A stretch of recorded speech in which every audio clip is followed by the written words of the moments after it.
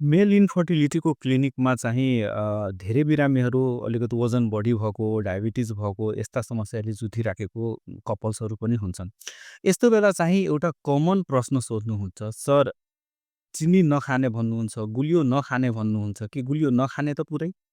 के कस्ता गुलियो? के म बरु चिनी खाँदिनँ, म गुँड खान्छु, मिठा खान्छु, त्यसले चाहिँ काम राम्रो काम गर्छ कि गर्दैन?" भनेर सोध्नुहुन्छ। सर्वप्रथम त के बुझौँ भन्दाखेरि नि जुन हाम्रो बजारमा पाइने जुन गुलियोको जुन सोर्स भयो नि त्यो बेसिकली 2 टाइप्सको हुन्छ। एउटा भनेको जुन व्हाइट सुगर हामीले देख्छौँ चिनीहरू त्यो भनेको प्रोसेस्ड सुगर हो। दुवै बन्ने भनेको उखुबाट नै हो। प्रोसेस्ड सुगर हुन्छ यो भनेको उखुलाई पेलेर त्यसलाई केमिकली चाहिँ प्रशोधन गरेर र भित्र भएको चाहिँ मिनरल्सहरू हुन्छ, फाइबरहरू हुन्छ, एन्टिअक्सिडेन्ट केही तत्त्वहरू हुन्छ त्यो सबै निकालेर सुगर मात्र सुक्रोज फर्ममा चाहिँ राखेर चाहिँ बजारमा ल्याइन्छ। त्यो भनेको प्रोसेस्ड सुगर भयो।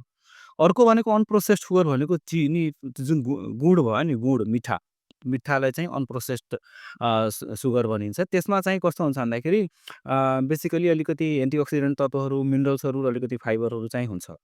सो फरक यति मात्र हो तर सुगर बढाउने र घटाउने जुन टेन्डेन्सी हुन्छ नि दुइटैको लगभग बराबर हो। क्लिनिकल हिसाबले दुइटैको चाहिँ त्यस्तो खासै कुनै सिग्निफिकेन्ट डिफरेन्स चाहिँ हुँदैन। तसर्थ चिनी नखाने गुलियो नखाने कन्डिसनमा दुइटै वर्जित हो, दुइटै खानु हुँदैन। यो चाहिँ बुझ्नुपर्छ। हस् त, म doctor Anil Shah, urologist, fellow in endology, sexual medicine and male infertility. यो सम्बन्धी थप केही बुझ्न परे सम्पर्क गर्न नभुल्नुहोला। हस् त, धन्यवाद।